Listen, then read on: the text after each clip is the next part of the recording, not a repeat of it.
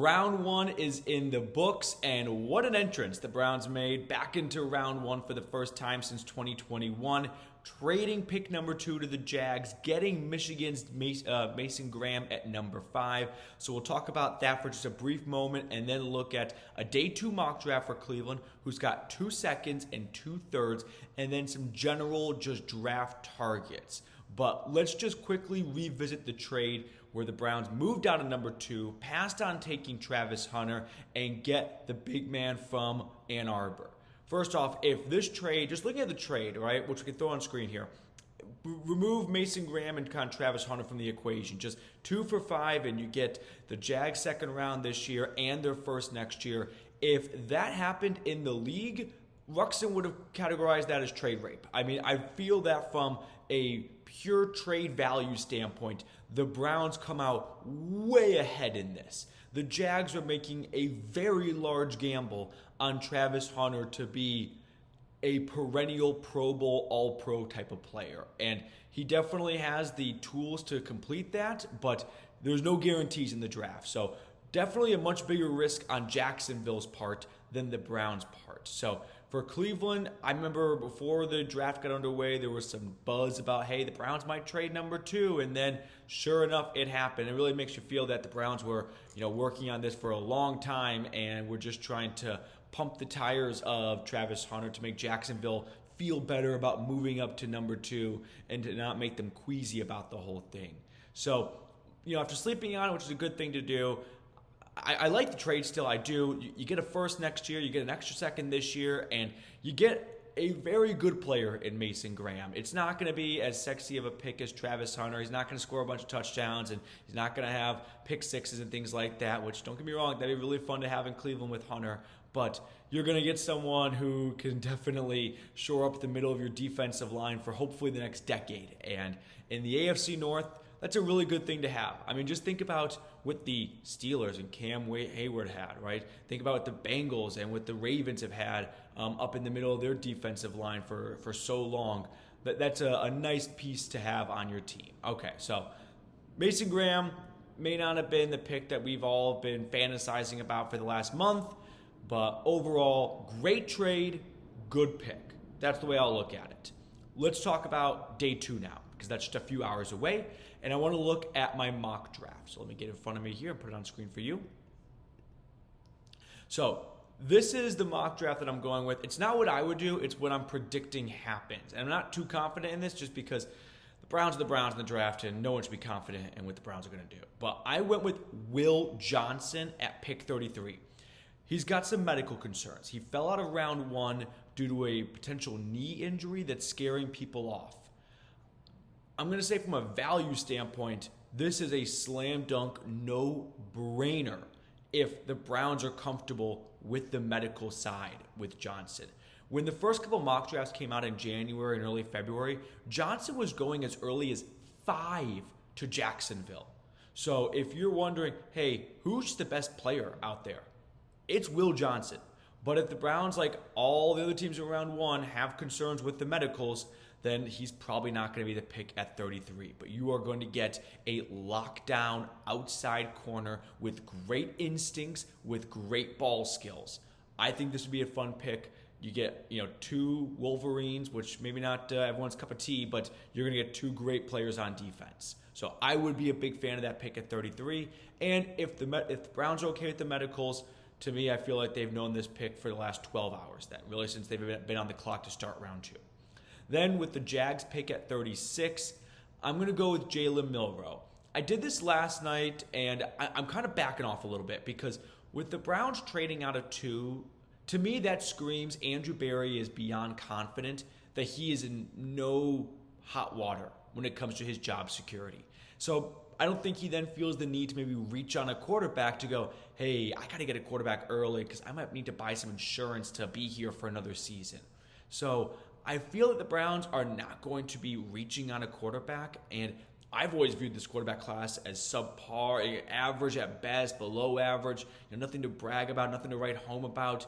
I don't view anyone outside of Cam Ward as a traditional NFL Sunday starter that's going to be there for the next 8 to 10 years for a team.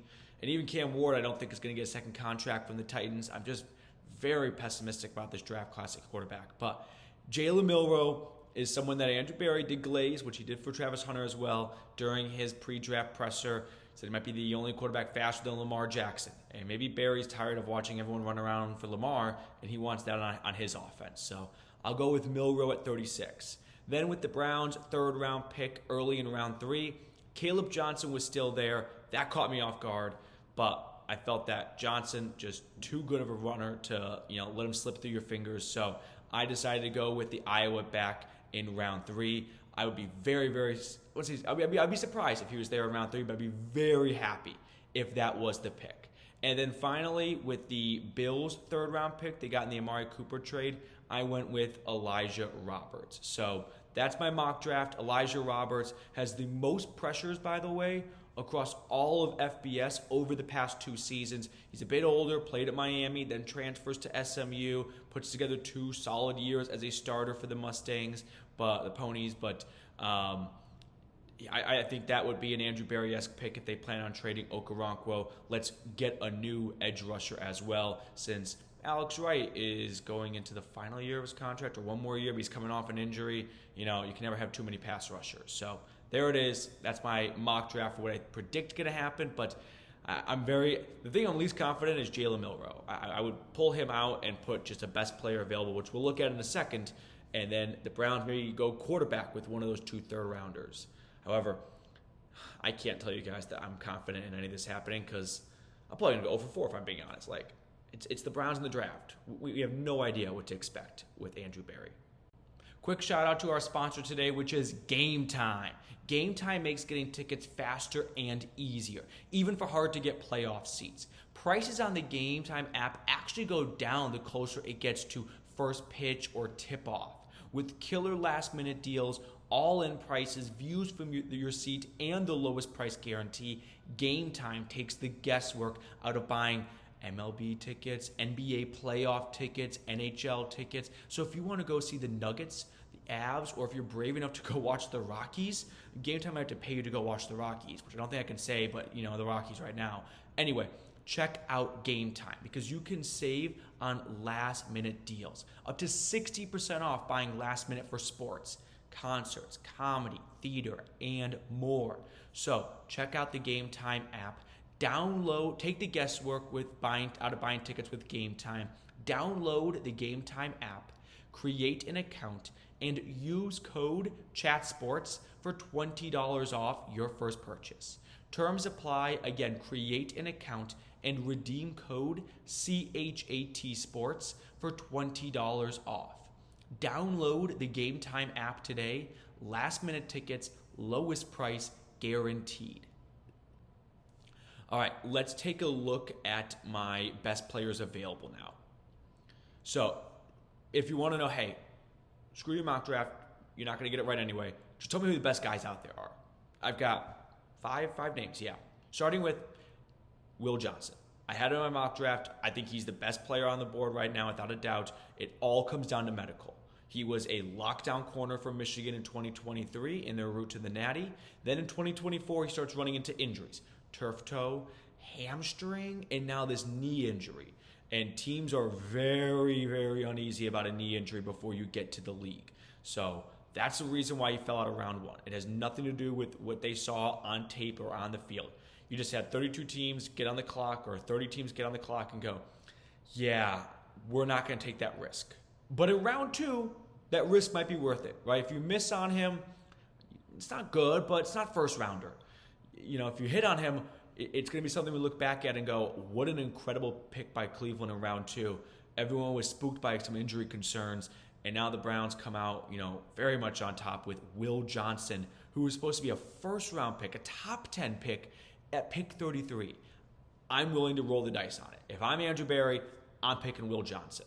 All right, if you don't like the injury concerns, I get it. So let's look at some other names. Starting the next one up with Nick Emanwari. That's the South Carolina safety. He is one of the best athletes in this class, and we know Berry loves good athletes. He's 6'3", 220 pounds, and he ran a 4.38 40-yard dash. He reset the combine broad jump record or high jump record. He is an athletic freak. So if you're looking for just guys you can't teach speed to, he's your man. But when usually you hear great athlete, the con is raw, needs development, not a lot of production. The guy had 2 pick sixes last year, a boatload of interceptions. He was a 3-year starter beginning as a true freshman for South Carolina. He was an All-American as a freshman, first one to do it for the Gamecocks since Jadeveon Clowney. What am I missing here? Safety's just not that valuable as other spots, so I can understand how his safety falls from round 1, but him and Grant Delpit would be a ton of fun to have in that back end. Next guy, Mike Green. He was supposed to be the Falcons pick at number 15, like a round 1 guy. There are some character concerns, and I think that's why he falls out of round 1. He was the FBS sack leader for Marshall last year, 17 sacks. He's really bendy. He's a good athlete, good speed, but twice he's been accused of sexual assault, once in high school, once at Virginia, which dismissed him from the school. He denies it all. He was never charged with the crime. So this just comes down to the character, which, let's be honest, we're talking about the Browns here. I don't know if that's going to be a major non-starter for them. Talent always, comes up over everything else. So just if the Browns are like, whoa, why is a round 1 edge available in round 2? He could be the pick as well. Next one up, Luther Burden.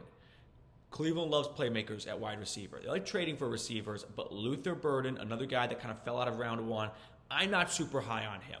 He was a big-time recruit coming out of high school. He is a demon with the ball in his hands. He is not some Tet McMillan 6'4" guy. No, he's a shift shaper. He is going to be a nightmare for defenses once the ball gets to his hands. The issue kind of with him is a lot of his yards, a lot of his receptions came within 10 yards of the line of scrimmage. So not a developed route tree, a little bit of a one-trick pony-ish. But if you just want, a flat-out playmaker, Luther Burden could be your guy right there. And the last guy I'll mention is Caleb Johnson. I feel that for the last 3 months, I've done so much work on the Caleb Johnson case. If he comes to the Browns, Caleb, I think I deserve 0.00001% of that signing bonus because I've been super high on him. He's really been my RB2 this entire pre-draft process. He only had 1 season starting at Iowa, but he was in an offense that ranked 130th out of 134 FBS team in pass attempts. So no one had it tougher than Johnson when it came to breaking the huddle, knowing the defense is going to stack the box because all they do is run and they never pass. Guy averaged 6+ yards a carry. He's got good burst. He doesn't have incredible long speed. I don't know if he's Andrew Berry's traditional draft prototype, but I'll challenge Berry with this. Would Berry have taken Nick Chubb, knowing what we know about Berry and what he looks for in prospects? I don't think so. I think he'd look at Chubb as a guy with a knee injury and that wasn't, super fast as a running back to go early. And that would have been a big mistake by Berry to pass on him. I think Johnson's got some similarities. I see a little bit of Nick Chubb. I mean, that's a high compliment. A little David Montgomery. I think he's that style of back. And I love that in Cleveland in the AFC North. So those are, my 5 best players available to watch for if you're the Browns. Okay, we are going to be back in a few hours for more live coverage of day 2 of the NFL Draft. So make sure you are subscribed to the channel. And if you're still watching, drop a CLE for me in the comment section below.